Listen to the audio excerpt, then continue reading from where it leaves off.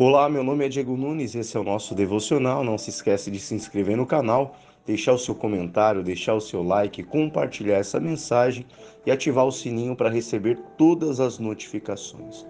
Hoje eu quero falar de um homem que Deus usa a vida e a história dele para poder colocar um divisor de águas na questão de relacionamento com Deus. Porque a partir desse homem, nós podemos ver o relacionamento de adoração, de devoção e fé do homem a Deus de uma outra forma. Por que de uma outra forma? Nós pegamos a história de Abraão e vemos um homem que ouviu a voz de Deus, que creu no Senhor, um homem que cresceu em meio ao deserto, um homem que prosperou, um homem que foi um homem grande, um homem muito abençoado. Também temos a história de seu filho Isaque, que cavava poços e os inimigos vinham e entulhavam esses poços. E ao entulhar esses poços, Isaque abria outros e outros e outros, e o Senhor também o prosperou, fazendo com que os inimigos ficassem até confundidos. Quanto mais eu luto contra ele, mais ele cresce. Também pegamos um outro homem na Bíblia, o Jacó, que ao ir morar com o seu tio Labão, teve o seu salário mudado por 10 vezes. E mesmo assim, o Senhor ia abençoando a vida de Jacó. E aprendemos assim, que o Senhor, Ele quer nos prosperar, que o Senhor quer nos abençoar, que o Senhor quer nos fazer grande. Temos até versículos que embasam essa visão, esse pensamento. Olha, o Senhor ele tem prazer em nos abençoar. O Senhor, ele diz que aquele que se aproxima dele cria que o Senhor é um galardoador, que o Senhor é aquele que nos presenteia com bênçãos. Porém, quando aqui nessa história desse homem, as coisas mudam. Porque Satanás ele vai falar algumas coisas que vão mudar a nossa forma de nos relacionar com Deus. Eu estou falando de Jó. E no livro de Jó, no capítulo 1, no versículo 1 diz: Havia um homem na terra de Uz, cujo nome era Jó, homem íntegro e reto, temente a Deus e que se desviava do mal. Nasceram-lhe 7 filhos e 3 filhas. Possuía 7.000 ovelhas, 3.000 camelos, 500 juntas de bois e 500 jumentas. Era também muito numeroso o pessoal ao seu serviço, de maneira que este homem era o maior de todos os do Oriente. Seus filhos iam às casas uns dos outros e faziam banquetes, cada um por sua vez, e mandavam convidar as suas 3 irmãs a comerem e beberem com eles. Decorrido o turno de dias de seus banquetes, chamava Jó a seus filhos e os santificava. Levantava-se de madrugada e oferecia holocaustos, segundo o número de todos eles, pois dizia: Talvez tenham pecado os meus filhos e blasfemado contra Deus em seu coração.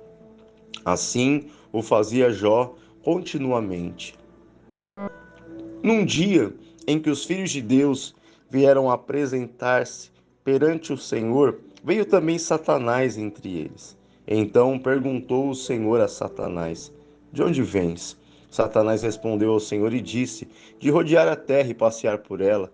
Perguntou ainda o Senhor a Satanás: Observaste o meu servo Jó? Porque ninguém há na terra semelhante a ele, homem íntegro e reto, temente a Deus e que se desvia do mal. Então respondeu Satanás ao Senhor: Porventura, Jó, debalde, ou seja, em vão teme a Deus? Acaso não o cercaste e concebe a ele sua casa e tudo quanto ele tem? A obra de suas mãos abençoaste e os seus bens se multiplicaram na terra. Estende, porém, a mão e toca-lhe em tudo quanto tem, e verás se não blasfema contra ti na tua face. Disse o Senhor a Satanás: Eis que tudo que ele tem está em teu poder. Somente contra ele não estendas a mão. E Satanás saiu da presença do Senhor. Nós percebemos aqui que nessa conversa, Satanás ele vai fazer algumas perguntas que, mais uma vez, eu quero inteirar aqui. Perguntas que mudam o nosso pensamento em relação ao nosso relacionamento com Deus. Satanás ele vai dizer a pergunta de Deus se ele havia observado Jó. E Satanás ele vai dizer, sim, eu conheço Jó. E eu quero te falar uma coisa. Ele realmente é um homem íntegro, reto, que se desvia do mal, mas seria em vão, porque ele só é assim, porque tudo o Senhor dá para ele.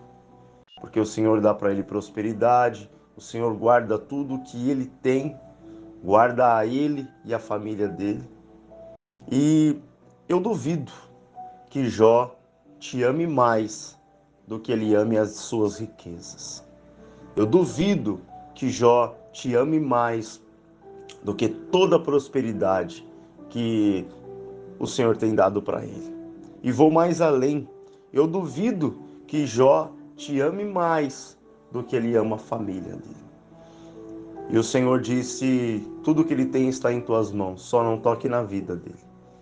E naquele mesmo dia, Satanás, ele fez com que acontecessem a morte de todo o rebanho de Jó. Toda a prosperidade de Jó foi exterminada.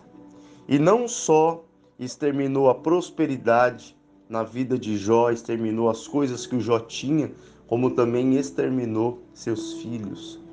Naquele mesmo dia, seus filhos estavam reunidos e ali desabou uma parte da casa, do muro, e mata todos os seus filhos. E o Jó recebe a notícia: Jó, seus bois morreram, as suas vacas, as suas ovelhas, jumentas. Jó, eu não sei nem o que te falar, Jó. Eu sei que você já acabou de receber uma notícia ruim, mas, Jó, seus filhos estavam reunidos e aconteceu assim, assim, e eles também estão mortos, Jó. E nesse momento, o Jó, ele vai rasgar as suas vestes. O Jó, ele vai sofrer o dano que ele acabou de receber. Porém, o Jó, ele vai adorar o Senhor. Glorificado seja o Senhor. Glorificado seja esse Deus poderoso. O Jó, ele não se volta contra Deus. Mesmo diante daquela situação, o Jó demonstra: eu amo mais a Deus do que as minhas riquezas. Eu amo mais a Deus do que aos meus próprios filhos. E mais uma vez, Satanás vai entrar em um diálogo com Deus. E Deus pergunta novamente: e aí, observou o meu servo Jó, um homem íntegro e reto, temente? É, observei, mas eu duvido que ele te ame mais do que a ele mesmo. E mais uma vez, o diabo recebe autorização. E agora, Satanás vai tocar na saúde de Jó. E quando Satanás toca na saúde de Jó, e Jó chega ao ponto da calamidade de se coçar, de raspar as suas feridas com as telhas. E ali naquele momento a esposa de Jó vendo aquela cena, ela diz: Jó, não é possível, Jó. Agora você nessa situação. Já perdemos as nossas riquezas, perdemos os nossos 10 filhos. E agora você aí, Jó, nessa situação. Jó amaldiçoa o seu Deus e morre. E naquele momento não só os filhos, as riquezas, agora também o casamento e também a saúde de Jó. E o Jó, diante daquela situação, o Jó diz para ela: falas como uma louca. Se de Deus aceitei o bem esse tempo todo, também eu vou aceitar tudo que vem dele. O Jó, ele nos demonstra algo inacreditável na questão do nosso relacionamento com Deus. Nessa visão de que o Senhor, ele precisa ser amado, ele precisa estar em um lugar da nossa vida que é um lugar inalcançável, um lugar que os problemas não atingem, um lugar que as dificuldades não atingem. Deus me deu, Deus tomou, bendito seja o nome do Senhor. Toda aquela fúria que Satanás impôs sobre a vida de Jó atingiu as coisas que Jó tinha, atingiu Jó, mas não atingiu o relacionamento que Deus e Jó tinham. Isso estava em um lugar alto, isso estava em um lugar inalcançável. Que possamos hoje, através dessa mensagem, elevar o nosso relacionamento com Deus, elevar o nosso nível de adoração. E a Bíblia diz que ao Jó foram enviados alguns dos seus amigos. E os amigos chegaram e ao ver Jó, eles ficaram talvez ali de boca aberta, estarrecidos. Ao ver a imagem de um homem totalmente devastado, totalmente destruído, magro, doente, cheio de feridas. E passaram alguns dias com Jó sem falar nada. Eram amigos de Jó. Estavam ali no momento difícil. Estavam ali no momento que talvez ninguém queria estar perto de Jó. Mas a passar os dias, eles começaram a colocar sobre Jó algumas culpas. Jó, você deve estar assim porque você roubou a Deus. Jó, você deve estar assim porque você deve ter traído a sua esposa. Você deve ter feito alguma coisa. Começaram a colocar sobre Jó alguns pecados. Isso revolta o Jó.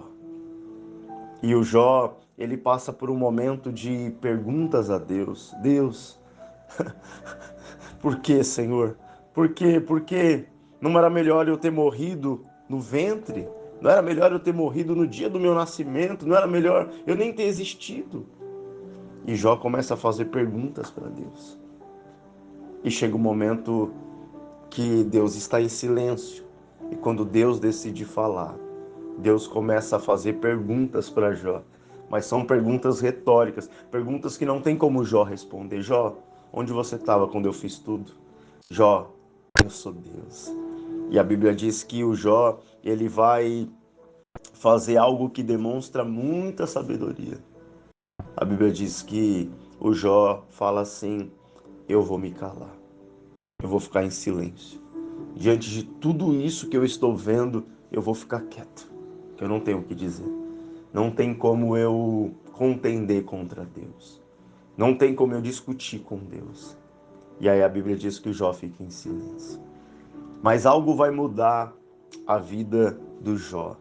Algo vai mudar o cativeiro de Jó.